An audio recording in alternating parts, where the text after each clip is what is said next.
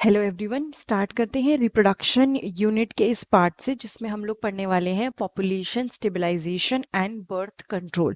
मतलब हम लोग पढ़ेंगे पॉपुलेशन के बारे में और बर्थ कंट्रोल के बारे में कि किस तरह से जो पॉपुलेशन होती है उसको कंट्रोल किया जा सकता है। Now in the last century an all-round development in various fields significantly improve the quality of life of the people। मतलब हुआ क्या है, कुछ टाइम से क्या हो गया है, काफ़ी ज़्यादा टेक्नोलॉजी में या जिसे कह लो अलग अलग फील्ड में इम्प्रूवमेंट हुई है, बेटर हुई है, जिसकी वजह से जो क्वालिटी ऑफ लाइफ है लोगों की वो बेटर हो गई है। However, increased health facilities along with better living condition had an explosive impact on the growth of population। जब हम कोई ऐसी चीज़ बेटर कर देंगे जिससे लोगों की लाइफ बेटर हो रही है तो एक और चीज़ होगी कि पॉपुलेशन काफ़ी ज़्यादा बढ़ जाएगी। तो इसमें लिखा भी है कि जो ये बेटर लिविंग कंडीशंस हैं इसने क्या किया है, ग्रोथ जो है पॉपुलेशन की वो काफ़ी मतलब बढ़ा दी है। The world population, which was around 2 billion in 1900, rocketed to about 6 billion by 2000 and 7.2 billion in 2011।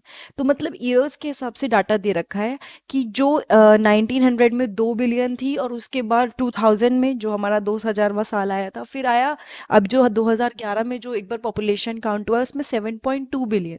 A similar trend was observed in India too. तो ओवरऑल हम बात करें वर्ल्ड की पॉपुलेशन की और इंडिया में भी यही ट्रेंड देखने को मिला कि हमारी जो पॉपुलेशन थी वो कितनी थी, 350 मिलियन थी at the time of our independence. ठीक है, उसके बाद वो 2000 के मार्क पे पहुंच गई और 1.2 मिलियन उसने क्रॉस कर लिया इन मई 2011।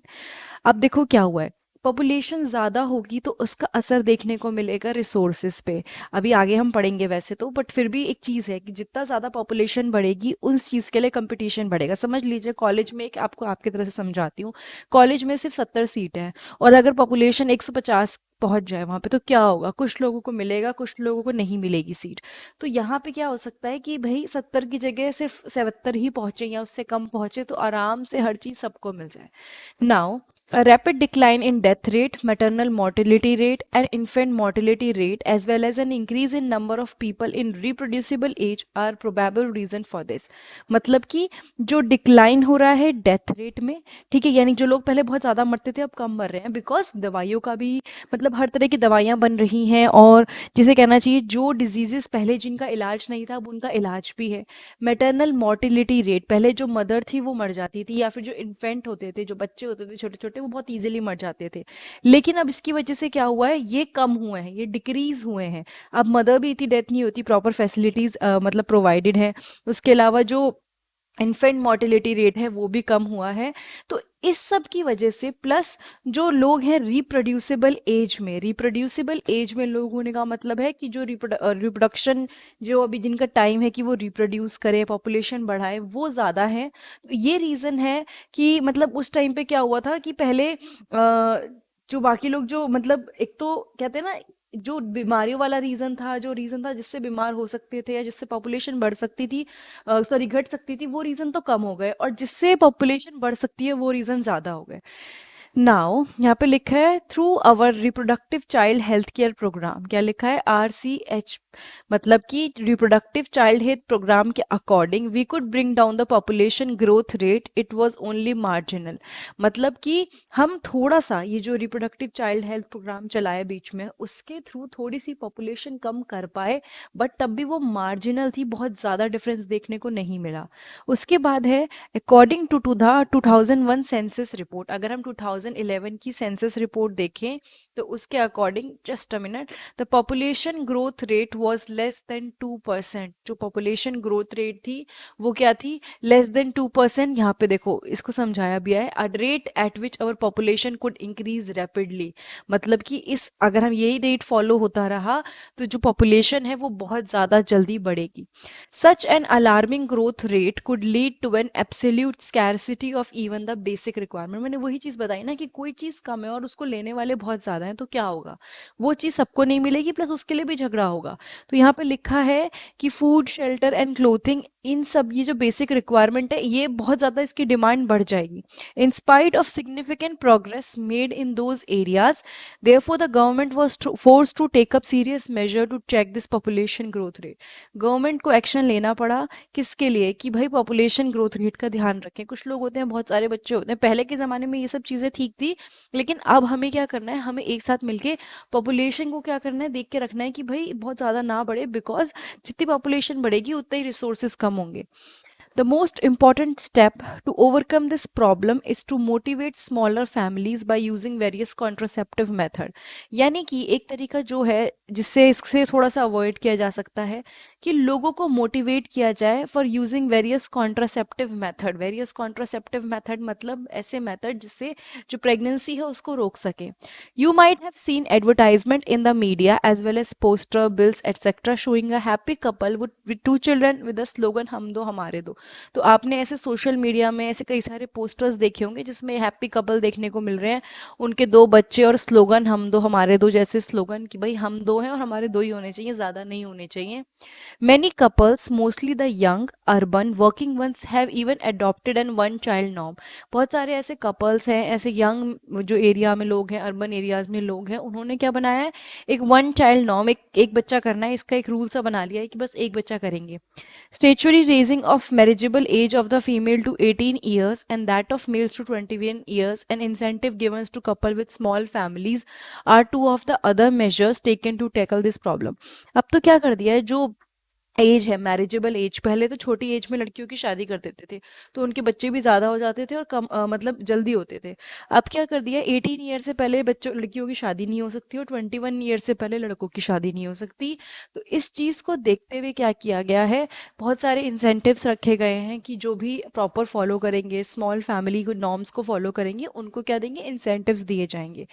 Let us describe some of the commonly used contraceptive method which help prevent unwanted pregnancy. अब आगे वाले पार्ट में हम लोग पढ़ने वाले हैं ऐसे कॉन्ट्रासेप्टिव मेथड जो कि अनवांटेड प्रेगनेंसी, जो प्रेगनेंसी नहीं चाहिए उसको रोक सके. ठीक है, उसको हम समझने की कोशिश करेंगे.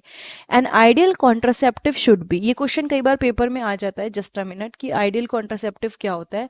Sorry, an ideal contraceptive should be user friendly, यानी जो भी उसको यूज कर रहा है उसके लिए बहुत ईजी होना चाहिए यूज करना, इजीली अवेलेबल, उसको कहीं भी मिल जाए, इजीली अवेलेबल हो, अफेक्टिव हो और रिवर्सेबल हो, मतलब कि कोई उसका साइड इफेक्ट ना हो या बिल्कुल लीस्ट साइड इफेक्ट हो और असर भी करे. It also should in no way interfere with the sexual drive, desire or the sexual act of the user. जब भी कोई कॉन्ट्रासेप्टिव यूज कर रहा है तो वो उसकी जो सेक्सुअल डिजायर है, जो भी चीज़ है उसकी, या सेक्सुअल एक्ट जो हो रहा है उसके साथ इंटरफेयर ना करे, उसमें दखलंदाजी ना हो उसकी.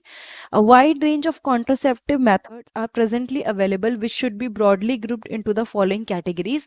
बहुत सारे ऐसे कॉन्ट्रासेप्टिव के मेथड अवेलेबल हैं जिनको आप अलग अलग कैटेगरीज में डिवाइड कर सकते हो, जैसे कि natural, traditional barrier, IUDs, oral contraceptive, injectables या सर्जिकल मेथड, जिनके बारे में हम डिटेल में आगे पढ़ने वाले हैं. ठीक है.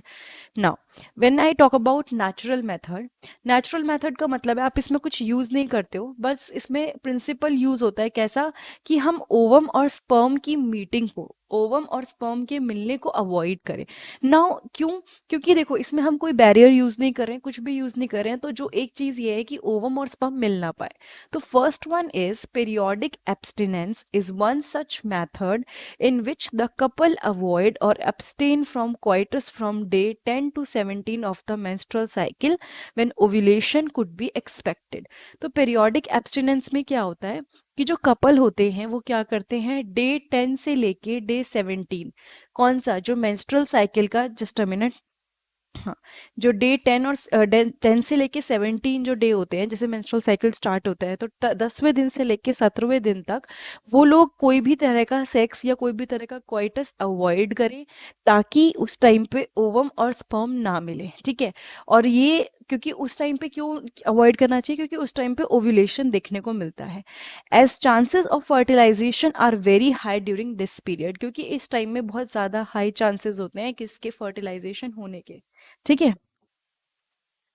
नाउ अब इसमें क्योंकि इस पीरियड में क्या होता है, जो चांसेस ऑफ फर्टिलाइजेशन होते हैं बहुत ज़्यादा होते हैं, तो इस पीरियड में अवॉइड करना चाहिए जो मेल और फीमेल होते हैं उनको सेक्स करने से, ठीक है। और दूसरी चीज़, इस पीरियड को हम फर्टाइल पीरियड भी बोलते हैं, जब ओव्यूलेशन या फिर जो एग होता है वो रिलीज होता है। Therefore by abstaining from coitus during this period conception could be prevented. तो ऑब्वियसली बात है कि अगर इस टाइम पे क्वाइटस नहीं करेंगे, कोई भी सेक्सुअल इंटरकोर्स नहीं होगा, तो ऑटोमेटिकली चांसेस हैं कि बिल्कुल प्रेगनेंसी नहीं होगी। Now, second है withdrawal or coitus interruptus is another method in which the male partner withdraw his penis from the vagina just before ejaculation to avoid insemination। मतलब ejaculation से just पहले, sperm release होने से just पहले जो mail है वो अपना पेनिस बाहर निकाल ले, उसको विड्रॉ कर ले। इस मेथड को कहते हैं विड्रॉल और क्वाइटस इंटरप्टस, ठीक है। थर्ड मेथड है जो नेचुरल मेथड के अंदर आता है, lactational amenorrhoea, absence of menstruation। This method is based on the fact that ovulation and therefore the cycle do not occur during the period of intense lactation following parturition। इसके according क्या है कि जो ovulation होता है और जो menstrual cycle होता है वो नहीं होता during the period of intense lactation following parturition. जब बेबी बाहर निकल जाता है बॉडी के, पार्चुरेशन हो गया, उसके बाद कुछ टाइम तक क्या होता है, लैक्टेशन पीरियड होता है जब मदर फीड कराती है बेबी को, ठीक है। उस टाइम में ओव्यूलेशन या साइकिल नहीं होता है। Therefore as long as the mother breast feed the child fully, chances of conception are almost nil. उस टाइम पे अगर क्वाइटस होता है, सेक्सुअल इंटरकोर्स होता है, तो प्रेगनेंसी के चांसेस बिल्कुल कम होते हैं। However, this method has been reported to be effective only up to a maximum period of 6 months following parturition। तो ये जो पीरियड है ये अफेक्टिव है सिर्फ 6 मंथ में, मतलब जो जैसे पार्चुरेशन हुआ, बेबी बाहर निकल गया, उसके सिर्फ उसके बाद तक सिर्फ 6 महीने तक ये इफेक्टिव है। As no medicine or devices are used in these method, side effects are almost nil। क्योंकि इस मेथड के अंदर कोई भी मेडिसिन यूज़ नहीं करी है, कोई भी बाहर की चीज़, एक्सटर्नल चीज़ यूज़ नहीं करी है, तो यहाँ पे साइड इफेक्ट क्या होते हैं, निल होते हैं।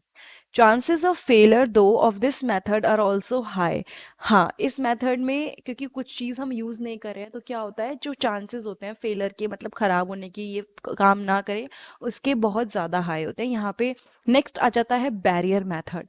Ovum and sperms are prevented from physically meeting with the help of barrier. यहाँ पे क्या किया जाता है, ध्यान दिया जाता है कि ओवम और स्पर्म ये फिजिकली मीट ना करें, मतलब वहाँ पे तो हमने नेचुरली वे में रोका था उनको, यहाँ वो मीट ना कर पाए, इसके लिए चांसेस होते हैं। Such method are available for both male and female. तो पहली चीज़ लिखिए कि दोनों के लिए अवेलेबल है, मेल के लिए भी और फीमेल के लिए भी। Condoms are barrier made of thin rubber latex shed that are used to cover the penis in the male or vagina and cervix in the female just before coitus so that the ejaculated semen would not enter the female reproductive tract। तो ये जो condom होता है ये क्या होता है, thin rubber या लेटेक्स का, मतलब उसकी कवरिंग होती है जो कि पेनिस को कवर करने में यूज होती है मेल में, या फिर वेजाइना को कवर करने में यूज होती है फीमेल में। जस्ट बिफोर क्वाइटस, क्वाइटस से सेक्सुअल इंटरकोर्स से पहले इसको पहना जाता है, ताकि जो इजैक्यूलेटेड सीमेन है, जो भी स्पर्म रिलीज हुए हैं, सीमेन रिलीज हुआ है, वो फीमेल के रिप्रोडक्टिव ट्रैक्ट में, फीमेल की बॉडी में एंटर ना करें। अब इससे क्या होता है, कंसेप्शन अवॉइड हो सकता है। अब लिखा भी है, Nirodh is a popular brand of condom for the male. जो निरोध है वो एक बहुत ही पॉपुलर ब्रांड है, नाम है कॉन्डम का, ठीक है। Use of condom has increased in recent year due to its additional benefit of protecting the user from contracting STIs and AIDS. अच्छा, एक और चीज, कॉन्डम पहनने से क्या फायदा होता है कि कोई भी सेक्सुअली जो डिसीज होती है, सेक्सुअली ट्रांसमिटेड इन्फेक्शंस होते हैं, वो होने के चांसेस नहीं होते, और एड्स जैसी बीमारियां भी नहीं होती जो भी सेक्सुअल इंटरकोर्स की वजह से हो सकती हैं। Both the male and female condoms are disposable, can be self inserted and there bye gives privacy to the user. यानी कि जो ये मेल और फीमेल कॉन्डम है ये क्या है, डिस्पोजेबल है, इनको थ्रो किया जा सकता है, खुद से इंसर्ट किया जा सकता है, इसीलिए इस तरीके से यूजर जो भी इसको यूज कर रहा है उसको प्रिवेसी मिलती है। Now, diaphragm, cervical cap, and vaults are also barrier made of rubber that are inserted into the female reproductive tract to cover the cervix during coitus। इसमें क्या होता है, नाम लिखे हुए हैं, ये सारे वो मेथड हैं जो रबर से ही बने हैं, मतलब these are all the barriers। Barrier क्या होता है, किसी चीज को रोकना, तो ये बैरियर्स हैं जो रबर से बने हैं और ये फीमेल रिप्रोडक्टिव ट्रैक्ट में डाले जाते हैं to cover the cervix during coitus, ताकि जो क्वाइटस के टाइम पे सर्विक कवर रहे, ठीक है, यानी जब भी सेक्सुअल इंटरकोर्स हो सर्विक कवर रहे। They prevent conception by blocking the entry of sperm through the cervix. इससे क्या होता है, कंसेप्शन होने से रोकता है, मतलब कि बेबी इम्प्लांट ना हो जाए उसको रोकता है। कैसे कि वो स्पर्म्स की एंट्री को रोक देता है, ब्लॉक कर देता है थ्रू द सर्विक्स, सर्विक्स के थ्रू स्पर्म की एंट्री नहीं हो पाती। दे आर यूज रीयूजेबल, दोबारा यूज हो सकते हैं। Spermicidal creams, jellies and foams are usually used along with these barrier to increase their contraceptive efficiency। कई बार क्या करा जाता है, कई तरह के स्पर्मिसाइडल क्रीम्स हो गए, जेलीज हो गई या फोम्स होते हैं जो यूज किए जाते हैं इन बैरियर के साथ, ताकि कॉन्ट्रासेप्टिव एफिशिएंसी जो उसका फंक्शन है वो अच्छा हो, मतलब बेटर हो जाए। तो हमने क्या क्या पढ़ा, हमने पहले नेचुरल मेथड को बहुत अच्छे से पढ़ लिया, जिसमें हमने 3 पढ़े, पेरियोडिक एब्सटिनेंस, फिर आया विड्रॉल और क्वाइटस इंटरप्टस, फिर आया लैक्टेशनल एमनोरिया, ठीक है। उसके बाद बैरियर मेथड में हमने क्या पढ़ा, हमने पढ़ा अबाउट कॉन्डम्स, उसके बाद हमने diaphragm, cervical caps and valves के बारे में बहुत थोड़ा सा पढ़ा।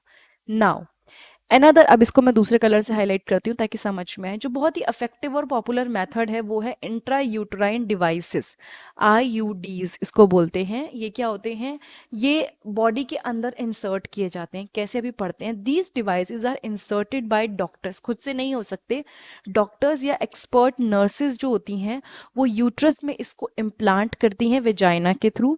These intrauterine devices are presently available as the non-medicated IUDs, यानी कि ये मार्केट में अवेलेबल है किस फॉर्म में, देखो, lips loop, Cooper releasing IUDs, sorry not Cooper, copper releasing IUDs, जिसका नाम भी दे रखा है, ये नाम बहुत इंपॉर्टेंट है, याद रखना है, एंड द हार्मोन रिलीजिंग आयोडीज। तो कुछ ऐसे होते हैं जिसमें से कॉपर रिलीज होता है, कुछ ऐसे होते हैं जिसमें से हार्मोन रिलीज होते हैं। तो यहाँ पे जो ये एग्जाम्पल दे रखा है कॉपर रिलीजिंग आयोडीज का, that is CU7 and Multiload 375। And उसके बाद जो आते हैं हार्मोन रिलीजिंग आयोडीज, उसमें आते हैं progesterone, LNG-20। IUD increase phagocytosis of sperm within the uterus, and the copper ion release suppress sperm motility and the fertilizing capacity of sperm। ये बहुत इंपॉर्टेंट है, ये लाइन आपको याद रखनी है।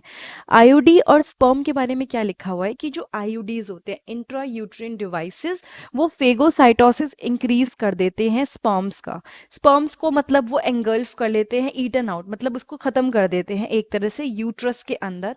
दूसरी चीज है कॉपर आयंस जो रिलीज होते हैं इन आयोडीज में से, वो स्पर्म की मोटिलिटी को, बिकॉज स्पर्म के पीछे टेल होती है तो वो इजीली मूव करता है, तो उसको रोकता है, उसकी मोटिलिटी को, मूवमेंट को वो रोकता है, और फर्टिलाइजिंग कैपेसिटी जो होती है स्पर्म की उसको रोकता है।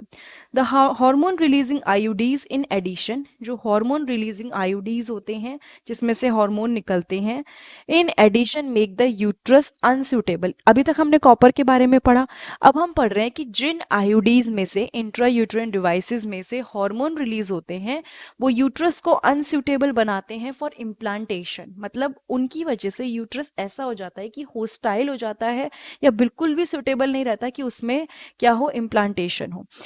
And they make cervix hostile to the sperm, मतलब स्पर्म्स के लिए बहुत ही अगेंस्ट, एंटी हो जाती है ये चीज, ठीक है। IUDs are ideal contraceptives for the female who want to delay pregnancy and or space children। तो आइडियल जो IUDs हैं ये बहुत सही कॉन्ट्रासेप्टिव है उन लोगों के लिए, उन फीमेल्स के लिए जो प्रेगनेंसी को डिले करना चाहती हैं या बच्चों के बीच में गैप रखना चाहती हैं। और ये बहुत ही ज़्यादा वाइडली एक्सेप्टेड मेथड है किसका, कॉन्ट्रासेप्शन का, इंडिया में, ठीक है, most widely accepted method of contraception in India. Now ये सब पढ़ लिया हमने, जिसमें आयोडीज भी पढ़ लिया। नाउ कम्स ओरल एडमिनिस्ट्रेशन, मतलब कि ओरली उस दवाई को लेना। हम क्या करते हैं, स्मॉल डोसेस, छोटे छोटे कम डोसेस लिए जाते हैं, या तो प्रोजेस्ट्रोजन्स के या प्रोजेस्ट्रोजन एस्ट्रोजन कॉम्बिनेशन के, दोनों के जो पिल्स आती हैं बेसिकली उसमें यही होता है, एस्ट्रोजन और प्रोजेस्ट्रॉन का कॉम्बिनेशन या प्रोजेस्ट्रोजन का कॉम्बिनेशन होता है, जो कि एक कंट्रासेप्टिव मेथड है जो फीमेल लेती हैं। They are use in the form of tablet and hence are popularly called the pills, क्योंकि वो टैबलेट की फॉर्म में ली जाती हैं, छोटी छोटी पिल, इसलिए इनको पिल्स बोलते हैं। नाउ पिल्स को लिया जाना चाहिए for the period of 21 days starting preferably with in the first 5 days of menstrual cycle, यानी जब 5 दिन स्टार्ट होता है, यानी जैसे ही मेंस्ट्रुअल साइकिल स्टार्ट हुआ उससे लेके 21 days तक उसको लिया जाना चाहिए। After a gap of 7 days during which menstruation occur, जब मेंस्ट्रुएशन होता है उस गैप को छोड़ के उसके बाद उसको सेम पैटर्न में फीमेल को लेना चाहिए। ये ओव्यूलेशन को रोकती हैं and implantation as well as alter the quality of cervical mucus to prevent retard entry of sperm. यानी कि एक तो ये ओव्यूलेशन रोकती हैं, दूसरी चीज इम्प्लांटेशन, इस इनकी वजह से, इन पिल्स की वजह से इम्प्लांटेशन नहीं हो पाता। स्पर्म जो और ओवम जो होते हैं वो दोनों एक दूसरे के अगेंस्ट, मतलब इन द सेंस कि वो फ्रेंडली नहीं होते कि वो मीट कर जाएं। तो लिखा भी है कि जो म्यूकस की क्वालिटी होती है, जो मतलब जिस तरह का म्यूकस होता है वो थोड़ा अलग हो जाता है और वो स्पर्म के फेवर में नहीं होता। Pills are very effective with lesser side effect and are well accepted by the females. Pills बहुत ही इफेक्टिव होती हैं, लेस साइड इफेक्ट होते हैं, एंड यस फीमेल्स इसको बहुत अच्छे से एक्सेप्ट कर लेती हैं, बहुत इजी तरीका है। सहेली, the new oral contraceptive for the female contain a non-steroidal preparation. It is a once a week pill with a very few side effect and high contraceptive value. तो इसको मेंशन किया गया है कि एक और कॉन्ट्रासेप्टिव है जो है Saheli, which is once a week pill. उसको वीक में एक बार लेना होता है और वो हार्मोनल नहीं है, मतलब उसमें कोई हार्मोन्स के साथ ज़्यादा वो नहीं होते, नॉन स्टेरॉयडल है। दूसरी चीज़ उसका साइड इफेक्ट बहुत कम है।